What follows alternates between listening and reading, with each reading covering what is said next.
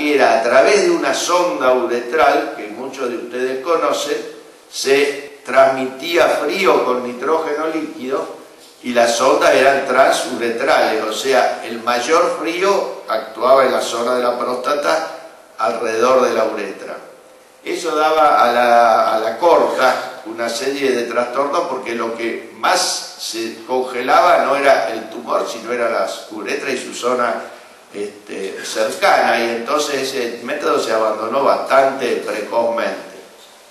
El segundo, en los años 80, también con nitrógeno líquido, pero ahí ya se disponía de la ecografía transrectal, ETR, y entonces con sondas más finas, prácticamente eran como unas agujas bastante gruesas, que se introducían por vía perineal, o sea, por la piel que está por detrás del testículo y adelante del ano, se controlaba con la ecografía y se iba introduciendo en los lugares que más necesario era y lo más lejos de la uretra posible, para no dañar la uretra, pero tenía que ser completa para tratar el tumor.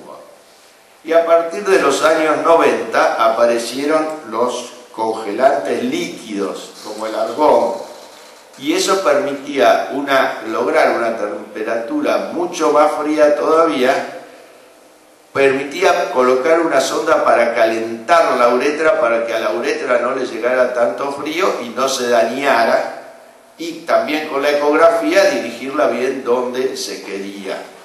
De todas maneras, todos estos tratamientos no son globales de pretender afectar absolutamente a toda la próstata, sino generalmente al lugar donde está el tumor. ¿Cómo son los efectos? ¿Por qué? ¿Por qué se mata el tumor?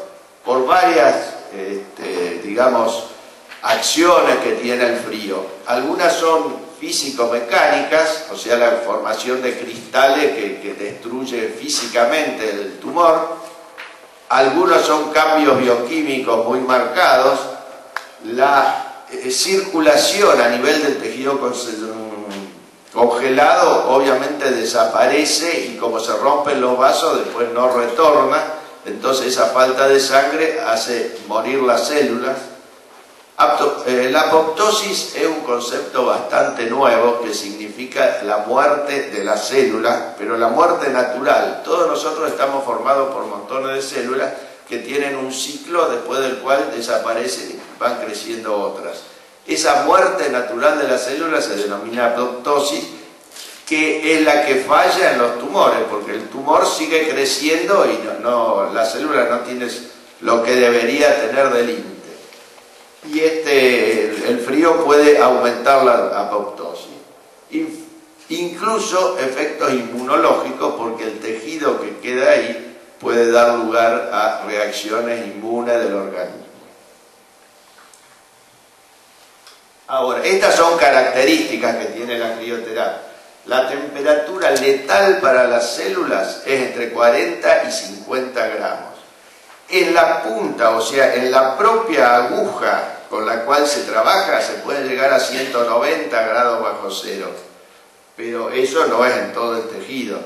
Apenas se separa un poco de la aguja, la temperatura baja, pero no tanto. Pero en esos niveles ya se produce muerte celular. Y depende también de la velocidad a que se produzca ese enfriamiento, de la temperatura mínima lograda, del tiempo que dure el congelamiento y de la cantidad de ciclo frío-calor, porque se enfría y después se calienta. Por ejemplo, decía argón y helio, el helio lo calienta, después se vuelve a enfriar, todo lo cual causa una destrucción mayor del tumor. El procedimiento se realiza bajo anestesia, obviamente, monitorizado con ecografía transrectal, por vía transperineal, como explicábamos recién, y se usa la sonda uretral para calentamiento, pero además se le deja una sonda porque como el tejido queda muerto el tumor, pero queda, después si el paciente tiene que orinar por la suya, al principio tiene trastornos bastante marcados.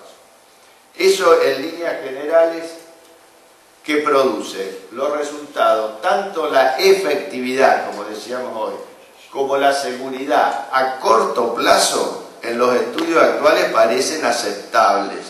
Todavía no se puede decir si son mejor, peor o igual que los otros tratamientos. Pero falta una evaluación más extensa, obviamente.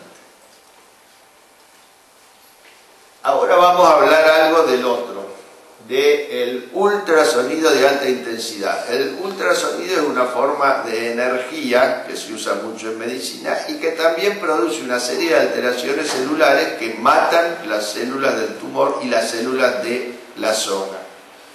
Se usa también con aguja por vía transrectal. Y por ejemplo, una de las desventajas que tiene es que como hacen la ablación solamente de media próstata, tienen que estar absolutamente seguros de que en otro lado no hay tumor. Uno de los artículos más completos que hay sobre este tema, que es un tema que apareció en el año 2004, o sea, sobre el cual hay todavía poquísima experiencia en el tiempo y bastante poca en la cantidad de enfermos, pero apareció así como un boom, decían, no tiene esto, no tiene cirugía, se va a la casa enseguida, todas las buenas le contaban.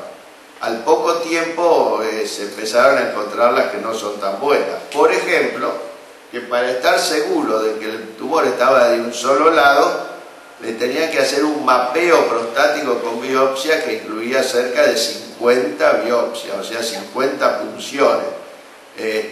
Los que entiendan algo de biopsia de próstata se dan cuenta que es casi una prostatectomía por punción.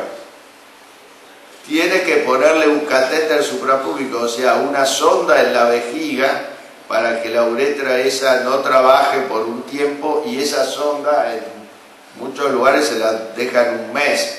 No es una cosa del otro mundo, pero tampoco es que se va a la cancha saliendo del... como hace el doctor Galeano, que ya habló ayer. Menos todavía si va a la misma cancha de Galeano, no puede ir. El procedimiento es bastante largo.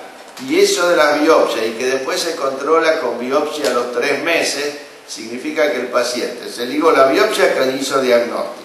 La otra biopsia para estadificar perfectamente dónde hay y dónde no hay.